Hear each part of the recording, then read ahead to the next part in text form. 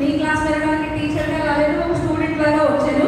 అందుకనే ప్రూఫ్కి నేను పేపర్ కూడా తెచ్చుకున్నాను సార్. అక్కడ జ్యోతి ప్రజ్వలన కార్యక్రమం చేస్తూ స్వామి వివేకానంద గారిని మరి ఒకసారి మననం చేసుకోవడానికి కార్యక్రమం నడుస్తుందని మనందరికీ తెలిసిన విషయమే. కానీ నేను ఈ రోజే కాదు, నా ఊహ తెలిసిన దగ్గర నుంచి, అంటే నా ఊహ తెలియడం అంటే నేను నల్లూరు హై స్కూల్లో పనిచేసేటప్పుడు వరప్రసాద్ అనే స్టూడెంట్ని మీరు బాగా యోగా చేస్తున్నాడండి, వాడిని అప్రిషియేట్ చేశారు. వాడు పేదరికంలో ఉన్నాడని బుక్స్ పంపించారు. అయినా సరే వాడి పరిస్థితి బాగాలేదు, వాడిని తేజవంతంగా నిలబడాలనే ఉద్దేశంతో వాడిని దంతా తీసేసుకున్నారు, మీరు లొల్ల రప్పించుకున్నారు.